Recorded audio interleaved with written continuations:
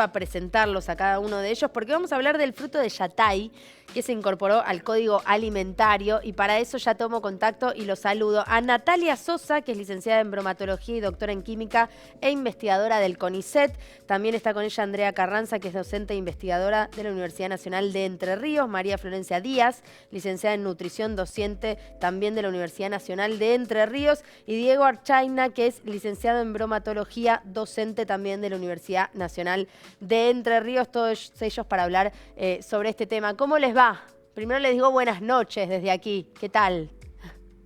Buenas noches, Lucila. Muchas gracias por la invitación. Acá estamos desde Gualeguaychú, Entre Ríos, Facultad de Bromatología UNER, para hablar sobre este tema de la inclusión del fruto del butía yatay en el Código Alimentario Argentino.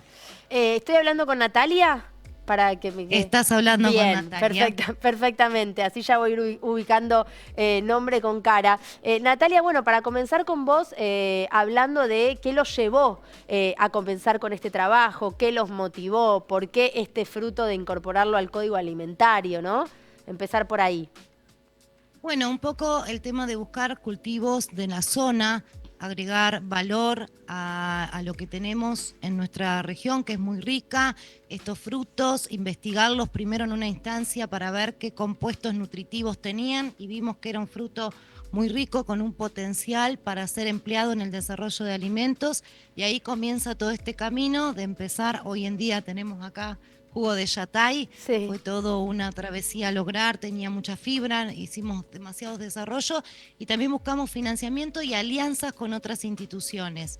Por ejemplo, la Universidad de Buenos Aires, con equipamiento para hacer determinadas investigaciones específicas, si algo nos faltaba acá, con la Facultad de Ciencia de la Alimentación de Concordia, que cuenta con plata piloto para poder realizar escala piloto lo que hacíamos a nivel laboratorio, nuestros desarrollos de alimentos usando este fruto, Mirá. el Parque Nacional del Palmar, la Aurora del Palmar, municipios de Ubajay, donde está principalmente la palmera yatay, ¿no? Claro, como un trabajo en red, digo, también en ese sentido, de conectar con otros espacios y también ir logrando financiamiento. Exactamente, el trabajo en red es muy importante y también lo que vemos hoy en día, hace poquito estuvimos en el Congreso Internacional de Ciencia y Tecnología de los Alimentos de Córdoba y vimos que ya hay otros grupos, otra gente que ha empezado a incursionar en otro tipo de palmera, en otra especie, Sí, no la mira. palmera butiadorata. Entonces vemos que también esto de haber usado este cultivo acá regional es como el puntapié para que se sigan ampliando estos frutos nativos de nuestro país. Vamos a hablar así más amplio. Aprovecho, Andrea, que entiendo la tenés también ahí cerquita, para hablar Hola, ¿qué tal? particularmente del fruto. ¿Cómo te va, Andrea? Que ustedes seleccionaron en esta oportunidad, ¿no? Las características, entender por qué, cuál era la importancia, cuál es la importancia de este fruto en particular. Bueno, a ver, la realidad un poco, y como nosotros planteamos nuestros objetivos como equipo, cuando Nati viene con la propuesta, ¿no? de empezar a trabajar con este fruto, que si bien nosotros estamos a pocos kilómetros de Colón y demás, yo particularmente no lo conocía, Sí. y acá en Gualeguaychú no, es poco conocido y demás. Entonces empezar a buscar a ver, bueno, cuáles eran las características, no solo físico-químicas, sino empezar a entender qué historias había detrás de ese fruto, ¿no? Mm. Está en una reserva natural, entonces nosotros tenemos que respetar muchísimo la forma de cosecharlo, de cuidarlo, y también empezar a entender que detrás de cada producto artesanal y detrás de esta materia prima había una historia, y esa historia era una historia familiar que lo llevaba... o los trasladaba a las personas que trabajan con este fruto a otros lugares. Entonces, para nosotros el desafío era poder cuidar ese fruto, respetar la historia que tenía y a partir de eso empezar a caracterizarlo. Obviamente, en mi caso soy licenciada en nutrición, igual que Flor, y por ahí nosotros vemos que tenga tales nutrientes y demás, Claro. pero también esta puesta en valor desde lo emocional, desde lo afectivo, hacía que el fruto tomara otras dimensiones, digamos. Entonces, como equipo de investigación, también fuimos a trabajar en esta construcción más colectiva de los saberes populares y demás, que a veces nos pasa que encerrados adentro de la facu no lo podemos ver. Entonces fue uno de nuestros mayores objetivos fue esto, conocer el fruto desde el lugar, no solo desde ir a sacarlo de la palmera, sino desde quienes lo cultivaban, lo trabajaban y demás. Y corroborar, digo, lo seguro del fruto, me imagino también, en estos trabajos que se Y a realizan. ver, exacto, a ver, esto de la seguridad alimentaria tiene que ver con un poco del cuidado que tiene la conservación, la cosecha y demás, pero también ver que fuera seguro para la Claro. alimentación, digamos, o sea, para consumirlo cada uno. Y esto lleva toda una parte de laboratorio, sí, muy específica, con la extracción de jugo que ahora nos va a contar Flor, Sí. teniendo estos parámetros, digamos, de seguridad, ¿sí? Siempre. Hablemos con Flor, que justo la mencionabas, que también la tenés ahí cerquita, al lado, para entender el proceso del jugo que también mencionábamos al comienzo de la nota, el jugo de Yatay. A ver, ¿cómo es el proceso de este producto? Bueno, buenas noches. Un poco resaltando las características nutricionales del fruto, quería contar que, bueno, presenta carotenos. Encontramos que también desde el grupo de investigación, ¿no? que presenta muchos minerales y un alto aporte de fibra. Okay. Pero bueno, ese alto aporte de fibra lo que nos perjudicaba era obtener un jugo con un buen rendimiento. ¿Por qué traigo este detalle a colación? Porque en Uruguay y en Brasil hay frutos de las palmeras de este mismo género, Butia, pero que son un poco diferentes a los que tenemos acá en Entre Ríos, ¿sí? En este caso son más grandes y es como extraerle jugo es mucho más sencillo. Pero bueno, desde la comunidad de Tierra de Palmares, de acá, de la provincia de Entre Ríos, vieron que a partir de ese jugo podían desarrollar un montón de otros productos que bueno, que nosotros acá estábamos bastante limitados en esa obtención. Fue por eso que se empezó el proceso de optimización del jugo.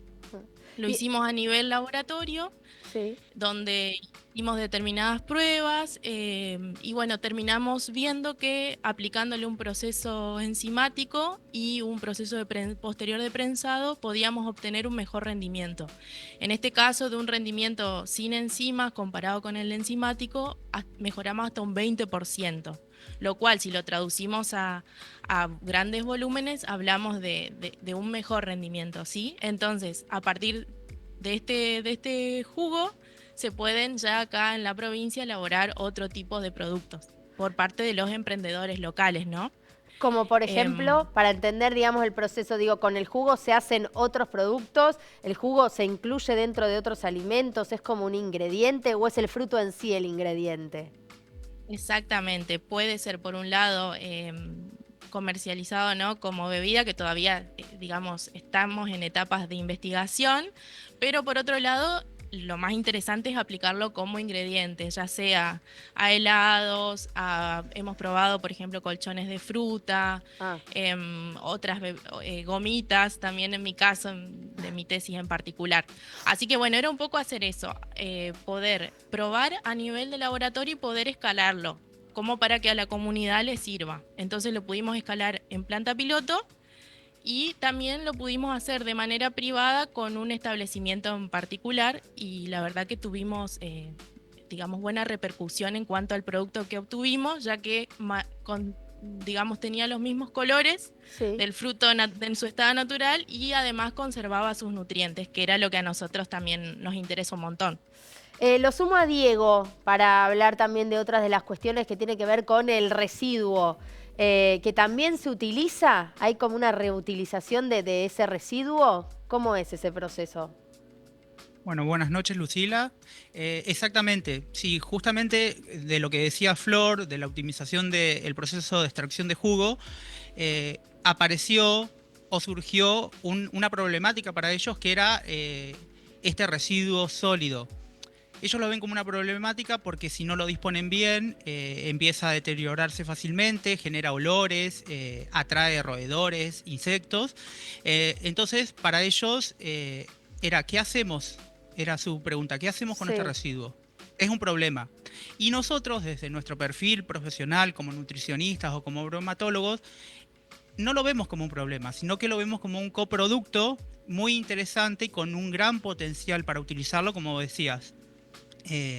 ¿Por qué? Porque este coproducto, este residuo, tiene un interesante contenido de proteínas, de fibra. Básicamente toda la fibra que mencionaba Flor va ahí, en ese residuo.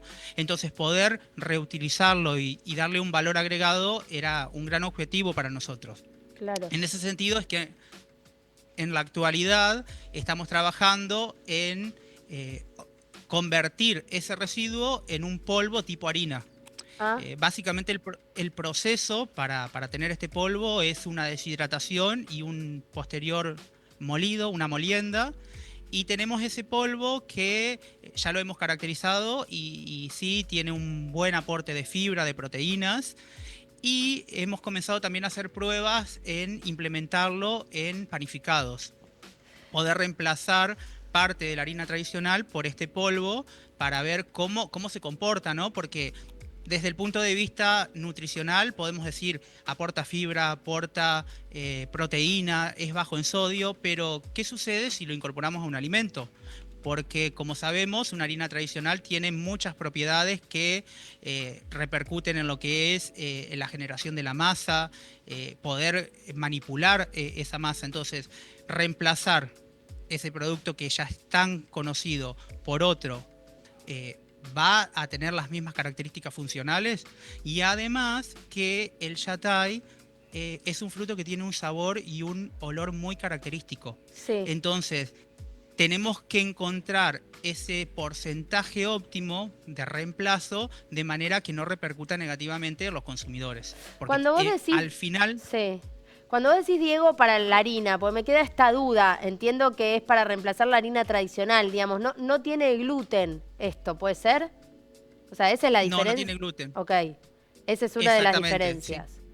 Esa es una de las diferencias y justamente por eso, desde el punto de vista tecnológico, puede llegar a ocasionar inconvenientes en el formado de una masa, en el estirado. Entonces, si bien desde el punto de vista nutricional, como mencionaba, es muy interesante, pero bueno, si nos vamos al lado tecnológico, también tenemos que ver que cumpla con esas funciones. Claro.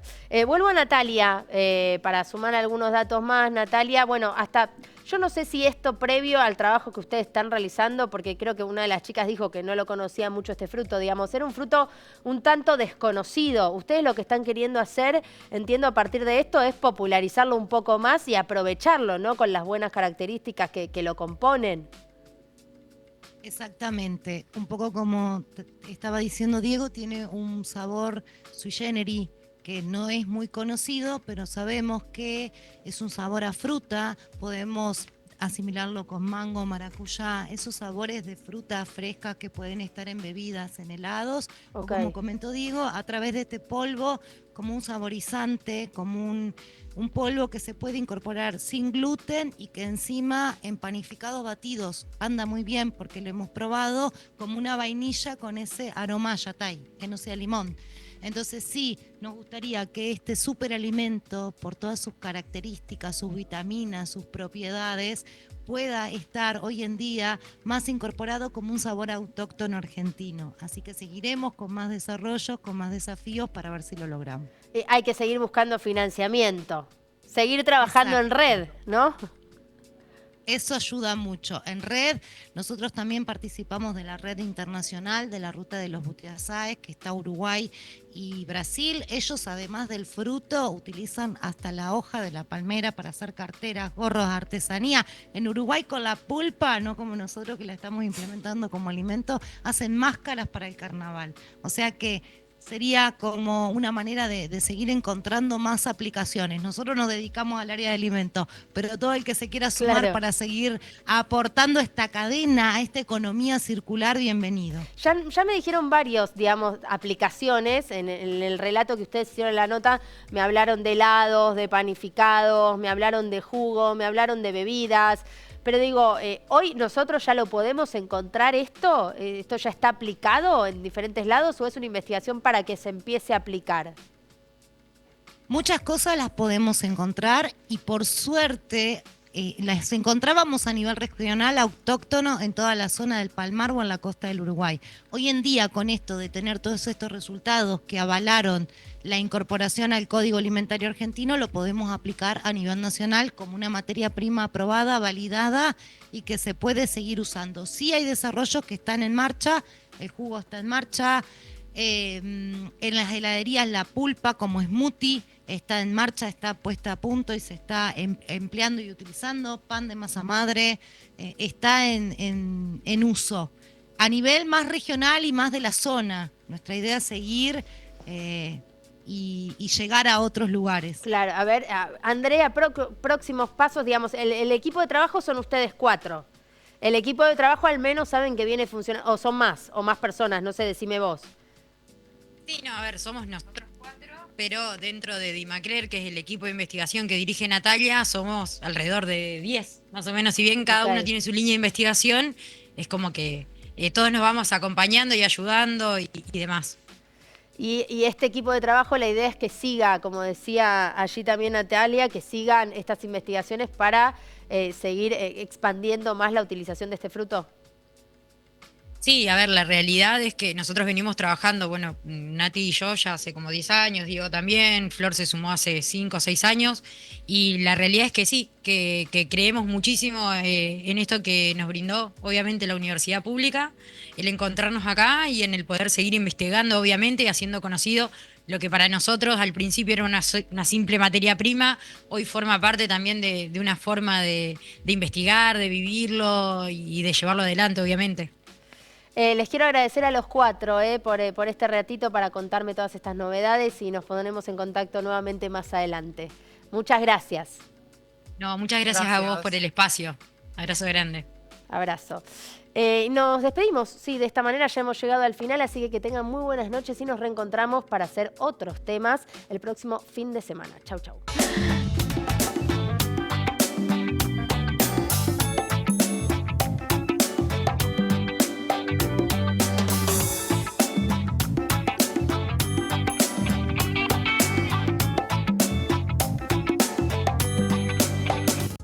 Defensoría del Pueblo de la Provincia de Buenos Aires. 0800-222-5262. Podemos ayudarte. Seguinos en nuestras redes sociales y entérate de todas las actividades legislativas. Honorable Cámara de Diputados de la Provincia de Buenos Aires.